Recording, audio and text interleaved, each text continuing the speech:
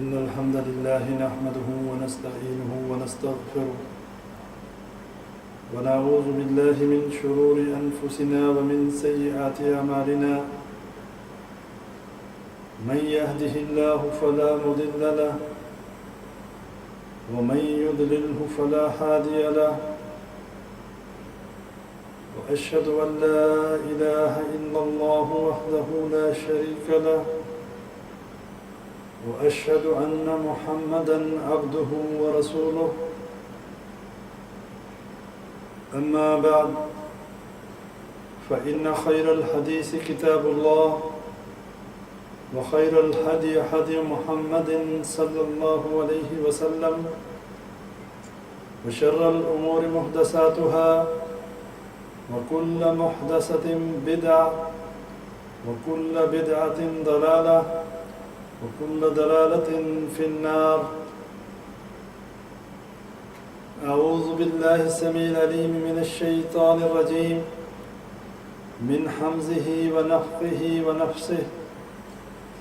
بسم الله الرحمن الرحيم. قل هذه سبيلي أدعو إلى الله على بصيرة أنا ومن اتبعني وسبحان الله وما أنا من المشركين.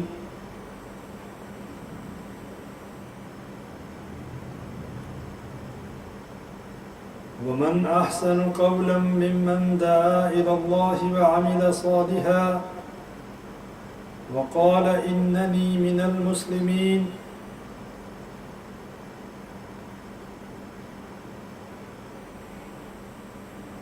کتاب التوحید کے دروس کا سلسلہ چل رہا ہے.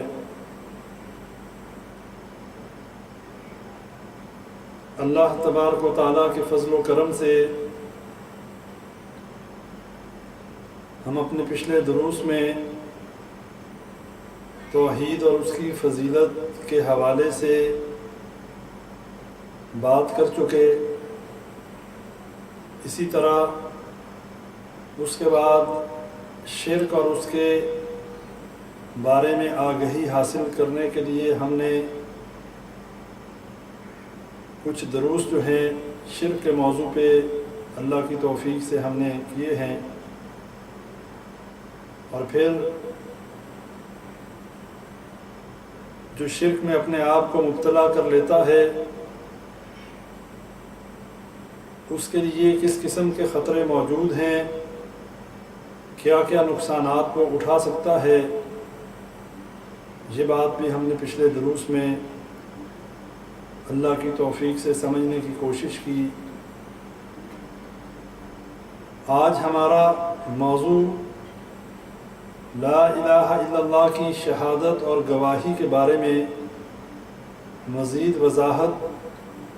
کے حوالے سے ہے. اور آج کا موضوع اس شخص کے بارے میں ہے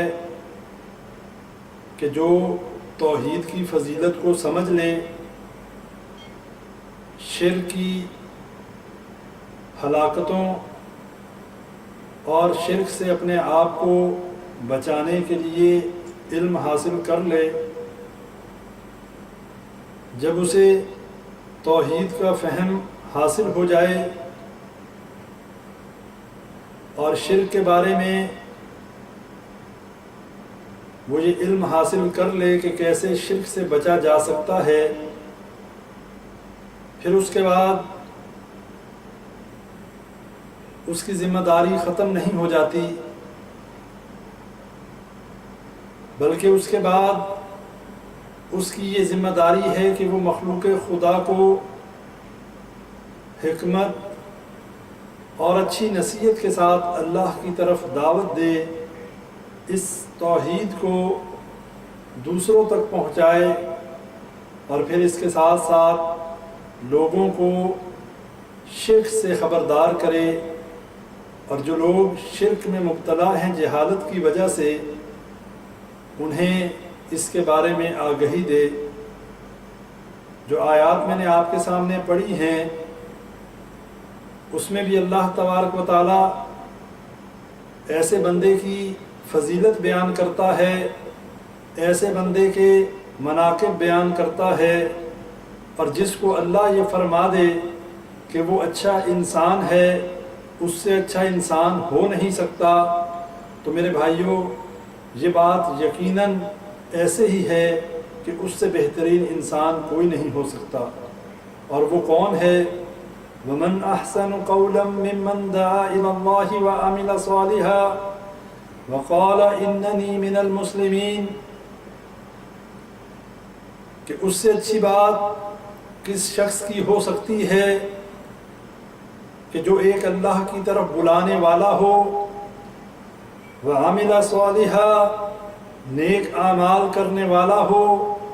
وَقَالَ إِنَّنِي مِنَ الْمُسْلِمِينَ، اس بات کا اعلان کر دے کہ میں مسلمانوں میں سے ہوں۔ جب حسن بصری رحمہ اللہ نے یہ آیت پڑھی تو بے ساختہ پکار اٹھے کہ یہ ہیں اللہ کے حبیب، یہ ہیں اللہ کے ولی، یہ ہیں اللہ کے منتخب بندے، اور جو اہل ارض میں سب سے زیادہ اللہ کو پیارے ہیں وہ یہ بندے ہیں جن کی دعا کو اللہ تعالیٰ نے شرف قبولیت بخشا، وہ یہ بندے ہیں، اور یہ ہیں جو اپنی قبول شدہ دعا کی طرف مخلوق خدا کو بلاتے ہیں، یہ ہیں جنہوں نے قبولیت دعا کے بعد بھی عمل صالح کا سلسلہ جاری رکھا، یہ ہیں جنہوں نے اننی من المسلمین کہا، جنہوں نے اس بات کا اقرار کیا ہم مسلمانوں میں سے ہیں۔ اور پھر میں نے یہ آیت بھی سورہ یوسف کی آپ کے سامنے تلاوت کی، قُلْ هَٰذِهِ سَبِيلِي أَدْعُو إِلَى اللَّهِ عَلَىٰ بَصِيرَةٍ أَنَا وَمَنِ اتَّبَعَنِي وَسُبْحَانَ اللَّهِ وَمَا أَنَا مِنَ الْمُشْرِكِينَ۔ اے نبی صلی اللہ علیہ وسلم، آپ ان سے صاف کہہ دیجئے کہ میرا راستہ تو یہ ہے، میں اللہ کی طرف بلاتا ہوں، ادعو الی اللہ علی بصیرہ، میں اللہ کی طرف پوری بصیرت اور روشنی سے تمہیں اللہ کی طرف بلاتا ہوں، اور ومن اتبعنی، اور جو میرے ساتھی بھی ہیں، وسبحان اللہ وما انا من المشرکین، اور شرک کرنے والوں سے میرا کوئی واسطہ نہیں۔ فرما دیا کہ یہ میرا راستہ ہے، میں اللہ کی طرف بلاتا ہوں، میں خود بھی پوری بصیرت سے اپنا راستہ دیکھ رہا ہوں، اور میرے ساتھی بھی اسی راستے پر چلنے والے ہیں۔ اللہ پاک ہے، وسبحان اللہ وما انا من المشرکین، اللہ کی ذات پاک ہے اور میں مشرکوں میں سے نہیں، میرا شرک کرنے والوں کے ساتھ کوئی تعلق نہیں۔ بھائیو، جو شخص توحید کا فہم حاصل کر لے، پھر اس کی یہ ذمہ داری ہے اس توحید کی طرف لوگوں کو بلائے، ان کے عقیدے کی اصلاح کرے،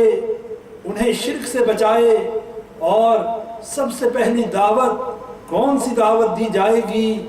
سب سے پہلی دعوت ایک اللہ کی توحید کی طرف دی جائے گی۔ آج واعظین کو دیکھ لیں، آج کے دور میں بہت سے لوگ دعوت و تبلیغ کا کام کرنے والے، لوگوں کو ذکر اور اذکار پر لگانے والے، اور اس کے ساتھ ساتھ نہ صرف ذکر اور اذکار پہ لگانے والے بلکہ فضائل سنانے والے،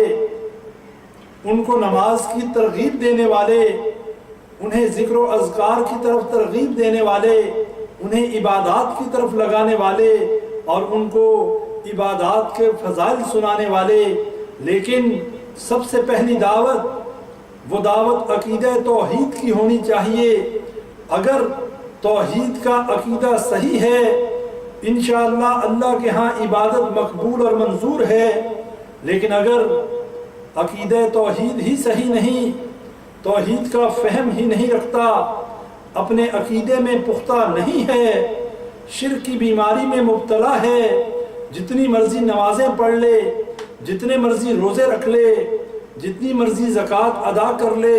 اللہ کے ہاں اس کی عبادت کی کوئی حیثیت نہیں ہے۔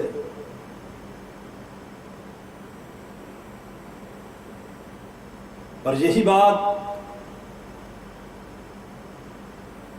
اللہ تبارک و تعالی قرآن میں فرماتا ہے، اس بندے کی تعریف کرتا ہے، اس بندے کی فضیلت بیان کرتا ہے، وَمَنْ أَحْسَنُ قَوْلًا مِّمَّنْ دَعَا إِلَى اللَّهِ وَعَمِلَ صَالِحًا وَقَالَ إِنَّنِي مِنَ الْمُسْلِمِينَ، کہ اس سے بڑھ کر اچھی بات کس کی ہو سکتی ہے جو ایک اللہ کی طرف بلانے والا ہو اور نیک اعمال کرنے والا ہو۔ یہ آیت ہمیں بہت سے سبق دیتی ہے۔ اس آیت سے ہمیں یہ پتہ چلتا ہے جو شخص اللہ کی طرف بلانے والا ہے، جو لوگوں کو دین کی دعوت دینے والا ہے، وہ اللہ کی توحید کا فہم رکھتا ہے، وہ اللہ کے دین کو سمجھتا ہے، وہ توحید کی اہمیت کو جانتا ہے، اسے یہ بات معلوم ہے سب سے پہلی دعوت توحید کی دعوت دینی ہے، اللہ کی طرف بلانا ہے، اور اللہ کی طرف بلانے کے ساتھ ساتھ امر بالمعروف اور نہی عن المنکر کا کام بھی کرنا ہے۔ کنتم خیر امۃ اخرجت للناس تأمرون بالمعروف وتنہون عن المنکر وتؤمنون باللہ، تم بہترین امت ہو۔ اور یہ بہترین امت کیوں کہا گیا؟ اس لیے کہ تم لوگوں کی بھلائی کے لیے نکالے گئے ہو، تم لوگوں کو نیکی کا حکم دیتے ہو، انہیں برائی سے روکتے ہو، اللہ پر ایمان کامل رکھتے ہو۔ تو یہ بات ہمیں پتہ چلتی ہے امت محمدیہ کا یہ وصف ہے، ان کی یہ صفت ہے، وہ نہ صرف اللہ کی توحید کا فہم رکھتے ہیں بلکہ اس توحید کا فہم رکھنے کے بعد لوگوں کو جو دعوت دیتے ہیں سب سے پہلے قولوا لا الہ الا اللہ کی دعوت دیتے ہیں۔ یہ بات ہمیں احادیث سے بھی پتہ چلتی ہے۔ ابن عباس رضی اللہ تعالیٰ عنہ روایت کرنے والے ہیں، کہتے ہیں کہ نبی صلی اللہ علیہ وسلم نے حضرت معاذ بن جبل رضی اللہ تعالیٰ عنہ کو یمن کی طرف بھیجا تو فرمایا ان رسول اللہ صلی اللہ علیہ وسلم لما بعث معاذا الى اليمن قال له، کہ جب نبی صلی اللہ علیہ وسلم نے حضرت معاذ بن جبل رضی اللہ تعالیٰ عنہ کو یمن کی طرف بھیجا، انہیں کیا نصیحت کی، انہیں کیا جو ہے نصیحت کرتے ہوئے کس طریقے سے دعوت دینی ہے، اس کا فہم کیسے دیا۔ إِنَّكَ تَأْتِي قَوْمًا مِّنْ أَهْلِ الْكِتَابِ فَلْيَكُنْ أَوَّلَ مَا تَدْعُوهُمْ إِلَيْهِ شَهَادَةُ أَن لَّا إِلَٰهَ إِلَّا اللَّهُ، کہا کہ تم ایسی قوم کی طرف جا رہے ہو جو اہل کتاب ہیں، سب سے پہلے جس بات کی تم نے ان کو دعوت دینی ہے، اول ما تدعوهم الیہ شہادۃ ان لا الہ الا اللہ وفی روایت الی ان یوحدوا اللہ، کہ ایک اللہ کی وحدانیت کی طرف تم نے دعوت دینی ہے، لا الہ الا اللہ کی طرف دعوت دینی ہے۔ انہیں جا کر نماز اور زکوٰۃ کے فرائض نہیں بتانے، انہیں جا کر نماز کی فضیلتیں نہیں بتانی، انہیں جا کر زکوٰۃ ادا کرنے کے ثواب نہیں بتانے، انہیں عبادات پر نہیں لگانا جب تک انہیں یہ نہ بتا دو کہ ایک اللہ پر ایمان لے آؤ، اپنے عقیدے کو صحیح کر لو، موحد بن جاؤ، شرک سے باز آ جاؤ۔ دوسری روایت میں ہے اِلَىٰ أَن يُوَحِّدُوا اللَّهَ، یہاں تک کہ وہ اللہ تعالیٰ کی وحدانیت کا اقرار کر لیں۔ پھر اس کے بعد کیا کرنا ہے؟ فرمایا اس کے بعد فَإِنَّهُمْ أَطَاعُوا لِذَلِكَ فَأَعْلِمْهُمْ أَنَّ اللَّهَ افْتَرَضَ عَلَيْهِمْ 5 صلوات فِي كُلِّ يَوْمٍ وَلَيْلَةٍ فَإِنْهُمْ أَطَاعُوا لِذَلِكَ فَأَعْلِمْهُمْ أَنَّ اللَّهَ افْتَرَضَ عَلَيْهِمْ صَدَقَةً تُؤْخَذُ مِنْ أَغْنِيَائِهِمْ فَتُرَدُّ عَلَى فُقَرَائِهِمْ۔ فرمایا جب وہ یہ بات مان لیں، تمہاری اطاعت اس بات پر کر لیں، لا الہ الا اللہ کا اقرار کر لیں، اس کے بعد انہیں کس بات کا فہم دینا، ان اللہ افترض علیہم 5 صلوات فی کل یوم و لیلہ، کہ اللہ نے تمہارے اوپر 5 نمازیں ایک دن اور رات میں فرض کی ہیں۔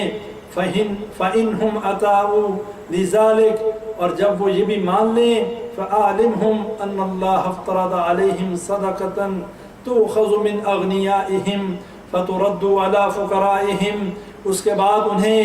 یہ بتانا کہ اللہ نے تمہارے اوپر زکوٰۃ کو فرض کیا ہے، جو تمہارے امراء سے لی جائے گی، جو تمہارے اغنیاء سے لی جائے گی اور تمہارے فقراء میں تقسیم کی جائے گی۔ بھائیو، یہ ہے طریقہ دین کی دعوت دینے کا، یہ ہے طریقہ اللہ کی طرف بلانے کا، یہ ہے طریقہ کسی کو صحیح راستے صراط مستقیم کی طرف دعوت دینے کا۔ جتنے انبیاء کرام اللہ نے مبعوث فرمائے، ان سب نے اپنی اپنی قوم کو خطاب کرتے ہوئے اللہ کی طرف بلایا۔ نوح علیہ السلام نے اپنی قوم سے خطاب کرتے ہوئے کہا، اللہ تعبدوا الا اللہ، تم اللہ کے سوا کسی کی عبادت نہ کرو، اور انہیں کس طرف بلایا، قولوا لا الہ الا اللہ، لا الہ الا اللہ کہہ دو، لا الہ الا اللہ کا اقرار کر لو۔ اور یہ بات سمجھ لینی چاہیے کہ جب ایک شخص عقیدہ توحید کو اپنا لے، ایک شخص اللہ کی توحید کو سمجھ لے، شرک سے باز آ جائے، باطل الہوں کا انکار کر دے، اللہ کی وحدانیت میں دوسروں کو شریک کرنا چھوڑ دے، اس کے بعد اس کی نماز کا بھی فائدہ ہے، اس کے بعد اس کی زکوٰۃ کا بھی فائدہ ہے، اور اس کے بعد اس کے صدقات اور اس کے حج اور اس کے باقی معاملات کا بھی اللہ کے ہاں اجر و ثواب ہے۔ اور اگر دیکھا جائے، شیخ الاسلام امام ابن تیمیہ رحمہ اللہ فرماتے ہیں کہ اسلام کی روح سب سے پہلے انسان جس چیز کا مکلف ہے وہ لا الہ الا اللہ وان محمد رسول اللہ کا ہے، یعنی جو یہ اقرار کر لیتا ہے، یہ اقرار کر لینے کے بعد ایک کافر مسلمان کہلاتا ہے، دشمن دوست بن جاتا ہے۔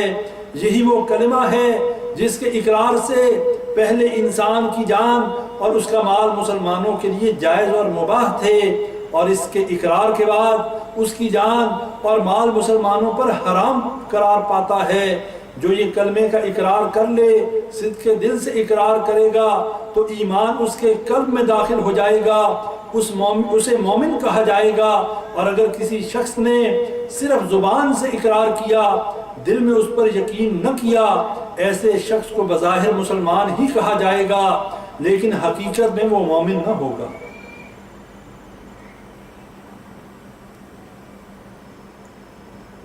ہمیں یہ بات بھی پتہ چلی کہ جو شخص کلمہ شہادت کا اقرار کر لے اور وہ ایمان اس کے دل میں داخل ہو جائے، وہ شخص اپنے دل میں ایمان کی حلاوت محسوس کرے، اسے مومن کہا جائے گا۔ اور اگر کسی شخص نے صرف زبان سے اقرار کیا، لا الہ الا اللہ کا اقرار کر لیا، لیکن اس پر دل سے یقین نہ کیا، ایسے شخص کو بظاہر مسلمان کہا جائے گا، لیکن حقیقت میں وہ مومن نہیں ہو سکتا۔ وجہ کیا ہے؟ اس کی وجہ ہمارے سامنے مثالیں بھری پڑی ہیں۔ اپنے ارد گرد نظر دوڑا کر دیکھیں، کتنے ہی لوگ ہیں جو کلمہ لا الہ الا اللہ کا اقرار کرنے والے ہیں، جو لا الہ الا اللہ کی گردانیں کرنے والے ہیں، لا الہ الا اللہ کے وظیفے کرنے والے ہیں، اور مسلمانوں کے گھروں میں پیدا بھی ہوئے، مسلمانوں والا نام بھی رکھتے ہیں، انہیں مسلمان کہا بھی جاتا ہے، لیکن توحید اور عقیدہ توحید کے لوازمات سے بے بہرہ ہیں۔ انہیں یہ معلوم ہی نہیں عقیدہ توحید کے کیا لوازمات ہیں، اس لا الہ الا اللہ کے کیا تقاضے ہیں۔ یہی وجہ ہے کہ لا الہ الا اللہ بھی پڑھتا ہے، علی حجویری کو مشکل کشا بھی کہتا ہے، لا الہ الا اللہ بھی کہتا ہے، بری امام کو بری کرنے والا بھی کہتا ہے، لا الہ الا اللہ بھی کہتا ہے، غیر اللہ کے مزاروں پر جا کے نظر و نیاز دیتا ہے، لا الہ الا اللہ بھی کہتا ہے، دوسروں سے مشکل کشائی کے عقیدے بھی رکھتا ہے، لا الہ الا اللہ بھی کہتا ہے، اور یا رسول اللہ مدد کے نعرے بھی لگاتا ہے، لا الہ الا اللہ کا اقرار کرتا ہے، یا علی مدد کے نعرے لگاتا ہے، اسے توحید کا فہم حاصل ہی نہیں ہو سکا۔ مسلمانوں کی صف میں شامل تو ہو گیا، مسلمانوں کا ٹائٹل تو مل گیا، لیکن یہ مومن نہیں ہے، یہ موحد نہیں ہے۔ اس کے جتنے یہ کام ہیں، اللہ کو چھوڑ کر غیر اللہ کو پکارتا رہا، یہ شرک کرنے والا ہے، اور شرک بھی کون سا، جو کہ شرک اکبر ہے۔ اسی حالت میں مر گیا، اور اگر توبہ نہ کی، عقیدہ توحید کا فہم حاصل نہ کر سکا، غیر اللہ کو پکارتے ہوئے مر گیا، دخل النار، جہنم میں داخل کیا جائے گا۔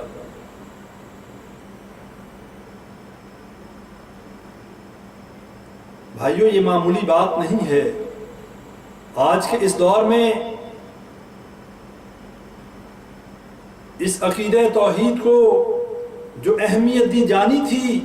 وہ نہیں دی گئی۔ آج اس عقیدہ توحید کو صرف لا الہ الا اللہ تک محدود کر دیا کہ اس لا الہ الا اللہ کا نام لے لو، اس کا اقرار کر لو، اس کا وظیفہ کر لو، بس ہم مسلمان ہیں۔ اس کے بعد اس کے لوازمات کو سمجھنے، اس کے تقاضوں کو پورا کرنے کی کوئی ضرورت نہیں۔ یہی وجہ ہے ہم عبادات کرتے ہیں، ہماری عبادات کے اندر نہ خشوع ہے نہ خضوع ہے، ہماری عبادات کے اندر نہ تو اللہ کے ساتھ وہ ربط ہے، نہ اللہ کے ساتھ وہ رابطہ ہے، ورنہ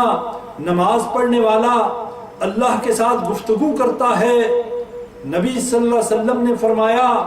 احسان کی ڈیفینیشن بتائی۔ جبریل علیہ السلام نے پوچھا احسان کیا ہے؟ نبی صلی اللہ علیہ وسلم نے فرمایا احسان یہ ہے کہ تو یہ گمان کرے کہ تو اللہ کو دیکھ رہا ہے، اور اگر تو یہ حالت پیدا نہ کر سکے تو پھر کم از کم یہ گمان کر لے کہ اللہ تو تجھے دیکھ رہا ہے۔ لیکن ہماری عبادات میں نہ تو ہمیں یہ محسوس ہوتا ہے کہ ہم اللہ کو دیکھ رہے ہیں، نہ ہی ہماری یہ حالت ہوتی ہے کہ اللہ ہمیں دیکھ رہا ہے۔ جو دل کرتا ہے، جیسے دل کرتا ہے عبادت کرتے ہیں، جیسے دل کرتا ہے نماز پڑھتے ہیں۔ ہماری نمازوں کے اندر وہ خشوع اور خضوع پایا ہی نہیں جاتا کہ جو نماز پڑھنے کے بعد مومن کی کیفیت ہوتی ہے، جو اس کی روح کو سکون ملتا ہے۔ ہماری عبادات کے بعد ہمیں سکون نہیں ملتا،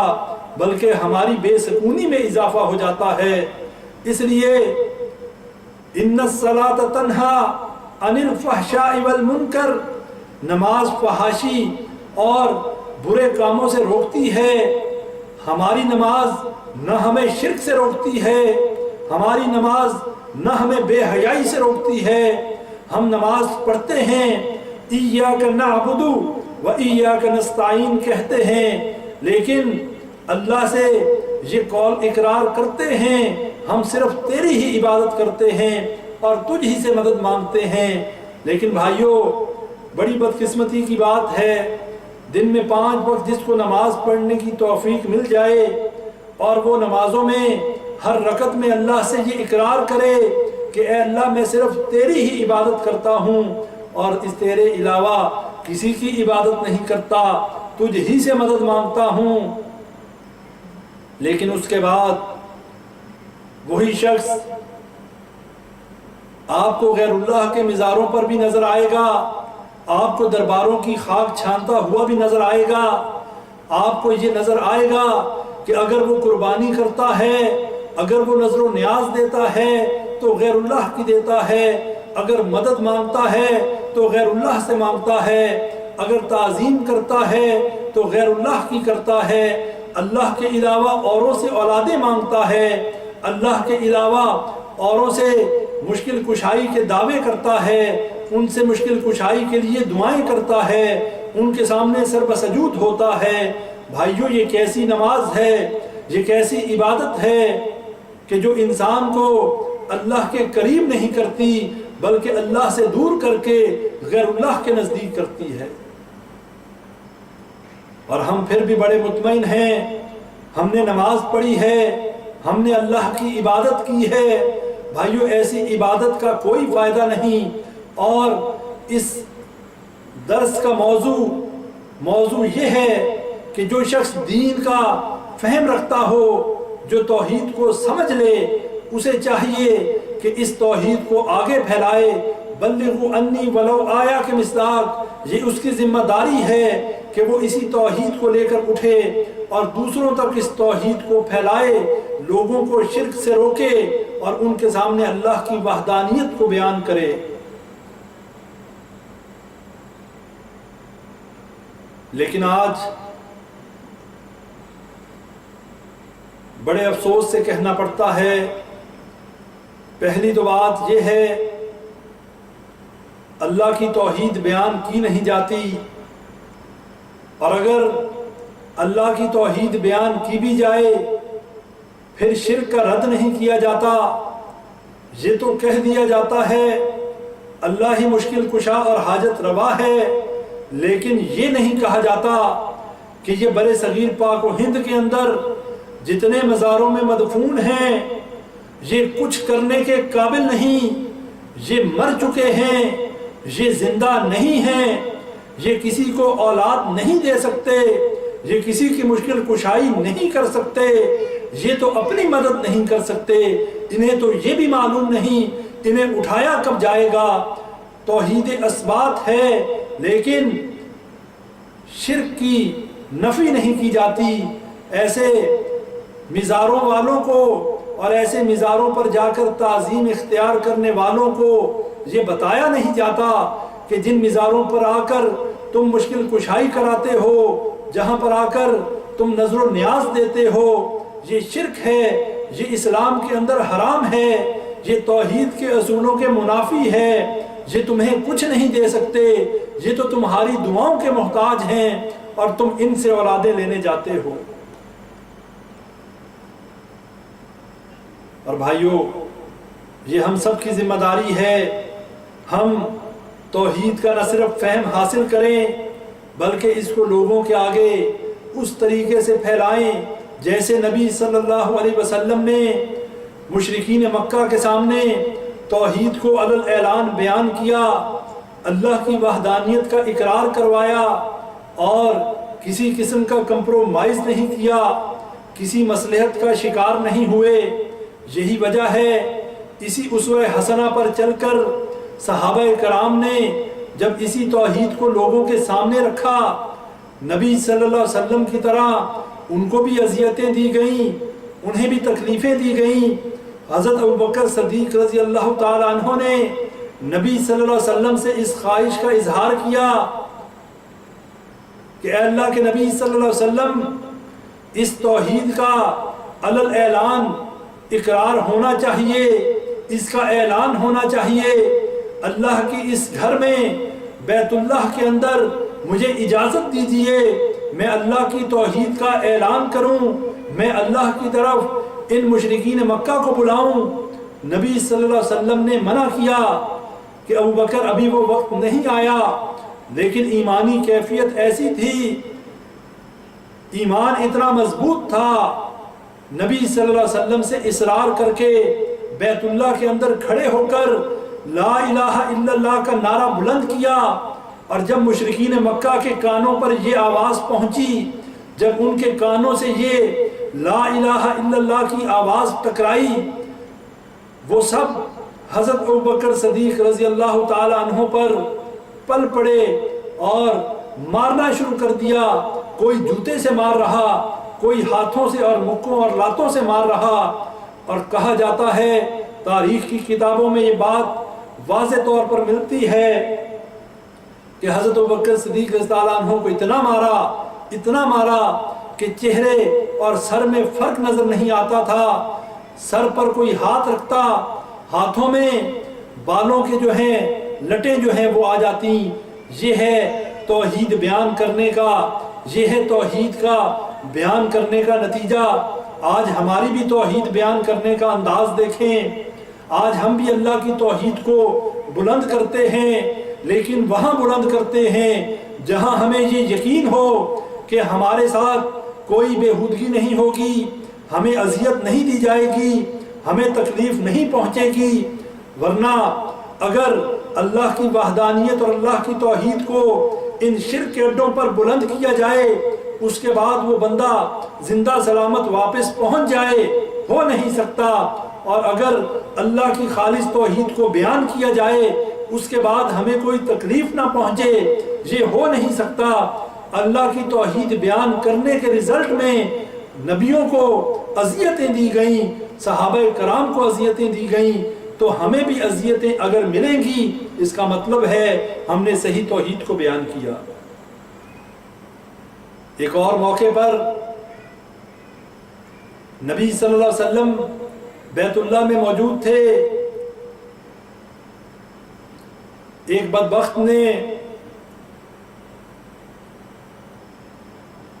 نبی صلی اللہ علیہ وسلم کے گلے میں کپڑا ڈال کر اس کو بل دینے شروع کر دیے،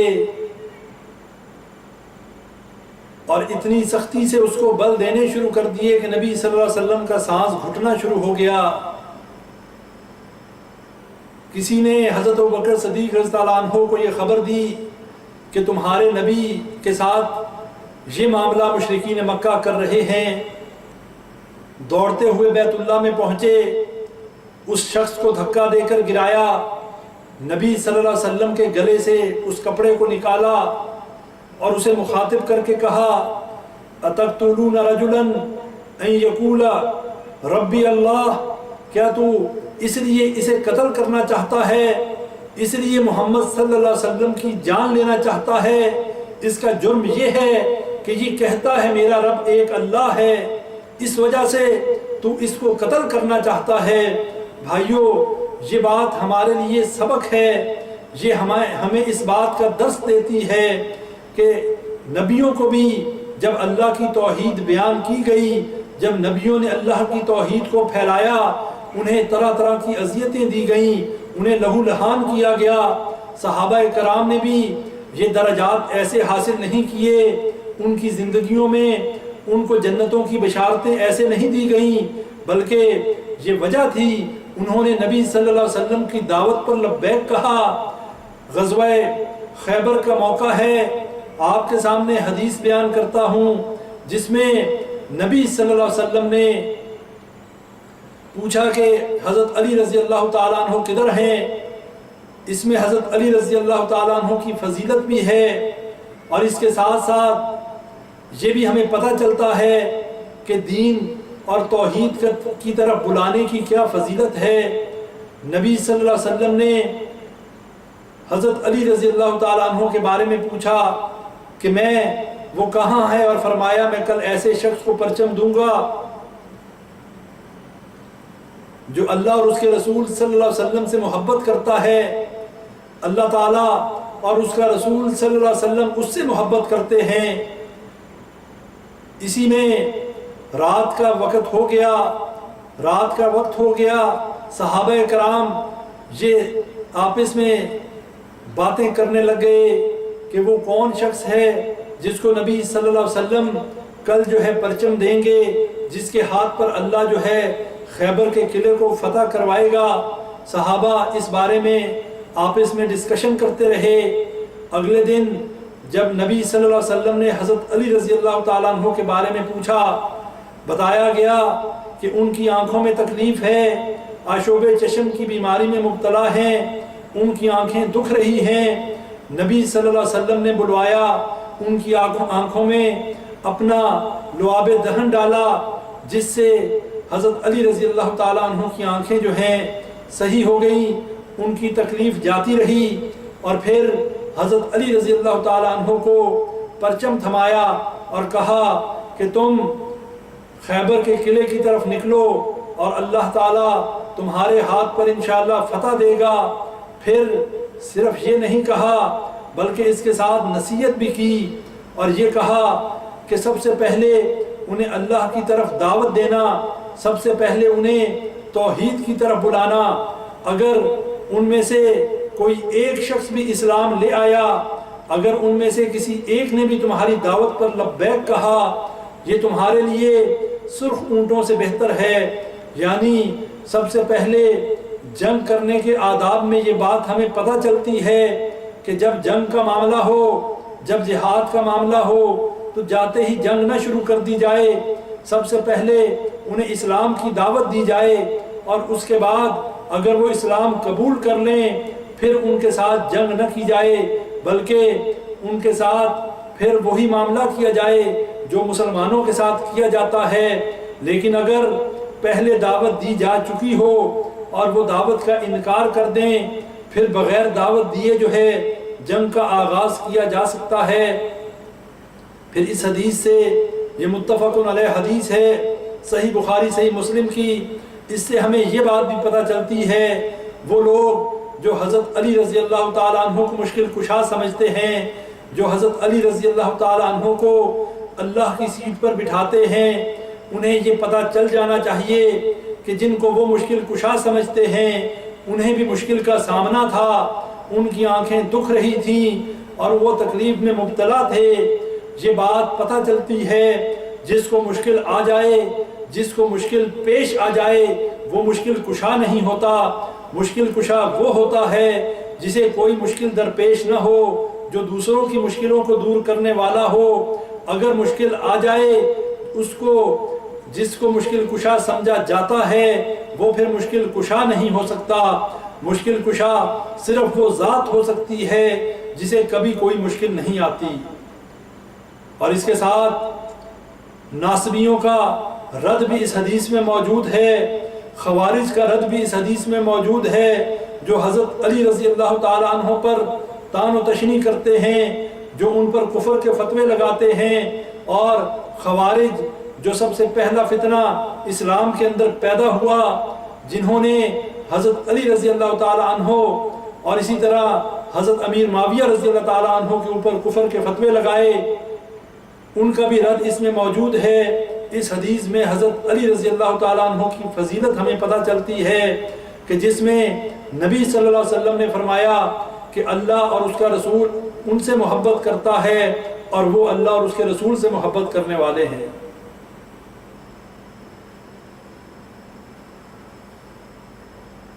تو بھائیوں، یہ بات واضح ہو گئی کہ جو لوگ غلو سے کام لیتے ہیں، جو صحابہ کرام پر طعن و تشنیع کرتے ہیں، ان کا رد بھی موجود ہے۔ یہ طریقہ بالکل غلط ہے، اپنے ایمان کو ضائع کرنے کے مترادف ہے، اور جو دین کے اندر غلو کرتے ہوئے صحابہ کرام کو اور حضرت علی رضی اللہ تعالیٰ عنہ کو خصوصاً الہ بناتے ہیں، مشکل کشا بناتے ہیں، ان سے حاجت روائی کے عقیدے رکھتے ہیں، یہ بات بھی غلط ہے، یہ عقیدہ بھی صحیح نہیں بلکہ توحید کے منافی ہے۔ اس لیے کہ یہ نعرہ لگانے والا یمن کا یہودی تھا، عبداللہ بن سبا یہودی نے سب سے پہلے یہ نعرہ بلند کیا کہ علی علی نہیں بلکہ علی الہ ہے۔ اور جب حضرت علی رضی اللہ تعالیٰ عنہ نے اس کے ساتھیوں کو آگ میں جلا دیا، حکم دے دیا کہ انہیں آگ میں پھینک دیا جائے، جلتے ہوئے بھی ان لوگوں نے یہی کہا، ہم نہ کہتے تھے علی علی نہیں بلکہ الہ ہے، اسی لیے تو ہمیں آگ کا عذاب دیا۔ آگ کا عذاب دینا صرف اللہ کا حق ہے۔ یہ بات انہوں نے کہی، اور یہ بات صحیح ہے کہ آگ کا عذاب نہیں دیا جا سکتا، آگ کا عذاب جو ہے وہ صرف اللہ کا حق ہے۔ اور اسی طرح عبداللہ بن سبا یہودی نے ایک ایسا انتشار اور فرقہ واریت کا بیج بو دیا، امت کو تقسیم کر دیا، توحید کے تقاضوں کو پس پش ڈالتے ہوئے اسلام کے لبادے میں ایک یہودی ایسے داخل ہوا، اس نے نہ صرف دین کی ساری بنیاد کو ہلانے کے لیے صحابہ کرام کے اوپر کفر کے فتوے لگوا دیے، کہہ دیا کہ تمام کے تمام صحابہ معاذ اللہ مرتد ہو گئے تھے سوائے 3 صحابہ کے، اور اس کے ساتھ ساتھ اس نے عقیدہ توحید کو بھی نقصان پہنچانے کی بھرپور کوشش کی۔ اس کی مثال ہمیں یہ ملتی ہے کہ جو اس نے یہ کہا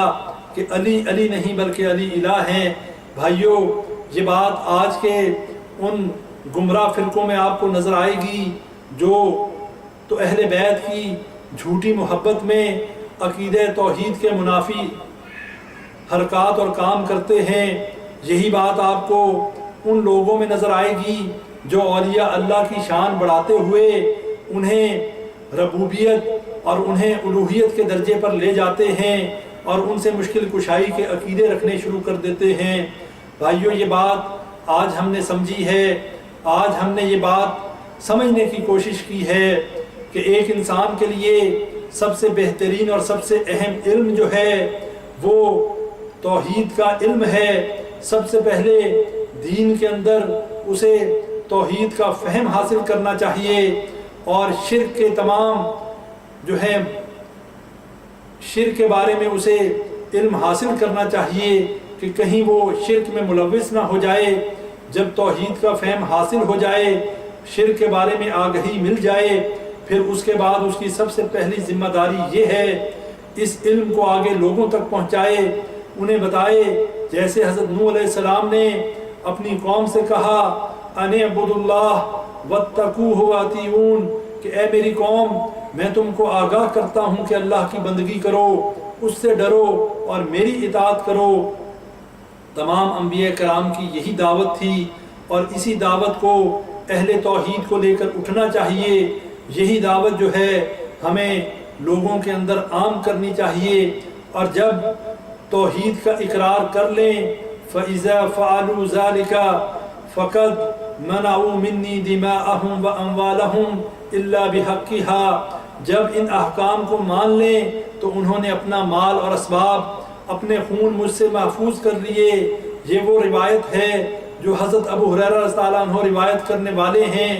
نبی صلی اللہ علیہ وسلم نے فرمایا کہ جب توحید کا اقرار کر لے فَإِذَا فَعَلُوا ذَلِكَ فَقَدْ مَنَعُوا مِنِّي دِمَاءَهُمْ وَأَمْوَالَهُمْ إِلَّا بِحَقِّهَا، کہ جب وہ توحید کا اقرار کر لیں، نبی صلی اللہ علیہ وسلم کی رسالت کو مان لیں، انہوں نے اپنا مال و اسباب، اپنا خون مجھ سے محفوظ کر لیا۔ البتہ اسلام کے حقوق کے بارے میں کسی کو معاف نہیں کیا جائے گا، یعنی اگر کوئی زنا کرتا ہے شادی شدہ ہونے کے بعد، اس کے اوپر حد جو ہے لاگو ہوگی، اس پہ حد نافذ کی جائے گی، اسے سنسار کیا جائے گا۔ اگر کوئی ارتداد کا شکار ہو گیا، اگر کوئی مرتد ہو گیا، اس کو بھی موقع دیا جائے گا کہ وہ توبہ کر لے، واپس لوٹ آئے، اور اگر وہ لوٹتا نہیں ہے اسے بھی قتل کیا جائے گا۔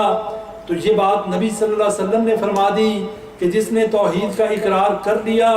اس نے اپنے خون اور اپنے مال کو مجھ سے محفوظ کر لیا، الا بحقها، سوائے اس اسلام اور شریعت کے حق کے جو میں نے آپ بھائیوں کے سامنے رکھ دیا۔ اسی طرح حضرت ابوبکر صدیق رضی اللہ تعالی عنہ نے منکرین زکوٰۃ کے خلاف قتال کیا، ان کے ساتھ جنگ کی۔ جب حضرت عمر رضی اللہ تعالی عنہ نے یہی حدیث حضرت ابوبکر صدیق رضی اللہ عنہ کے سامنے رکھی، کیف تقاتل الناس وقد قال رسول اللہ صلی اللہ علیہ وسلم امرت ان اقاتل الناس حتى يقولوا لا الہ الا اللہ فاذا قالوها قسموا منی دماءهم واموالهم الا بحقها۔ اے ابو بکر صدیق رضی اللہ عنہ، آپ کیسے ان کے ساتھ قتال کرتے ہیں جنہوں نے زکوٰۃ دینے سے انکار کر دیا، جبکہ نبی صلی اللہ علیہ وسلم نے کہہ دیا امرت ان اقاتل الناس حتى يقولوا لا الہ الا اللہ، مجھے یہ حکم دیا گیا اس وقت تک جنگ کروں جب تک یہ لا الہ الا اللہ کا اقرار نہ کر لیں۔ فَإِذَا قَالُوهَا قَسَمُوا مِنِّي دِمَاءَهُمْ وَأَمْوَالَهُمْ إِلَّا بِحَقِّهَا، اگر وہ یہ اقرار کر لیں اس کے بعد ان کا مال اور ان کا خون مجھ سے محفوظ ہے سوائے اسلام کے حقوق کے کہ جسے معاف نہیں کیا جا سکتا۔ حضرت ابوبکر صدیق رضی اللہ عنہ نے کہا کہ زکوٰۃ بیت المال کا حق ہے، بخدا اگر یہ لوگ بکری کا بچہ بھی روکنے کی کوشش کریں گے جو یہ نبی صلی اللہ علیہ وسلم کی دور میں ان کی خدمت میں ادا کرتے تھے تو ان سے جنگ کی جائے گی۔ یعنی کہ حضرت ابوبکر صدیق رضی اللہ عنہ کی بصیرت دیکھیں، ان کا سینہ اللہ نے کتنا کھول دیا تھا، انہیں یہ بات معلوم تھی کہ اللہ بحق ہا میں یہ زکوٰۃ شامل ہے۔ اگر کوئی نماز کا انکار کر دے، اگر کوئی زکوٰۃ کا انکار کر دے، اس کے خلاف جہاد بھی ہوگا، اس کے خلاف قتال بھی ہوگا، جب تک کہ وہ اس بات کا اقرار نہ کر لیں، جب تک وہ توبہ تائب نہ ہو جائیں۔ تو یہ بات ہمیں سمجھ لینی چاہیے کہ زکوٰۃ اور نماز میں فرق نہیں کیا جا سکتا۔ اللہ سے دعا کریں اللہ تعالی ہمیں صحیح کتاب اللہ اور سنت رسول اللہ کا صحیح فہم نصیب فرمائے۔ جب تک ہم زندہ رہیں، دین اسلام پر زندہ رہیں، اللہ تعالی ہمیں توحید کا فہم عطا کرے، پھر اس توحید کو پھیلانے والا بنائے۔ اللہ تعالی ہمیں شرک سے بچنے کی توفیق عطا فرمائے اور ان تمام باتوں کا فہم عطا فرمائے کہ جو شرک میں لے جانے والی ہیں، پھر ہمیں اس کو پھیلانے کی توفیق عطا فرمائے۔ ہمیں اللہ تعالیٰ ان لوگوں میں شامل کرے جن کی اللہ نے فضیلت بیان کی، جن کی اللہ نے تعریف بیان کی، اور اللہ نے یہ بات فرما دی کہ اس شخص سے بہتر بات کس کی ہو سکتی ہے۔ وَمَنْ أَحْسَنُ قَوْلًا مِّمَّنْ دَعَا إِلَى اللَّهِ وَعَمِلَ صَالِحًا وَقَالَ إِنَّنِي مِنَ الْمُسْلِمِينَ۔ اے اللہ ہمیں اسی گروہ میں شامل کر کہ جو ایک اللہ کی طرف بلانے والے ہوں، جو نیک اعمال کرنے والے ہوں، جو اعمال صالح کرنے والے ہوں، اور جو یہ اقرار کرنے والے ہوں کہ ہم مسلمانوں میں سے ہیں۔ اللہ سے دعا ہے اللہ تعالیٰ جتنی باتیں کی گئیں، جو باتیں کتاب اللہ اور سنت رسول اللہ کے عین مطابق تھیں، وہ اللہ کی طرف سے ہیں، اور جو بات کوئی غلط ہوئی ہو وہ میری اور شیطان کی طرف سے ہے۔ اللہ تعالیٰ معاف فرمائے۔ ربنا تقبل منا انك انت السميع العليم وتب علينا انك انت التواب الرحيم۔ سبحان ربك رب العزة عما يصفون وسلام على المرسلين والحمد لله رب العالمين۔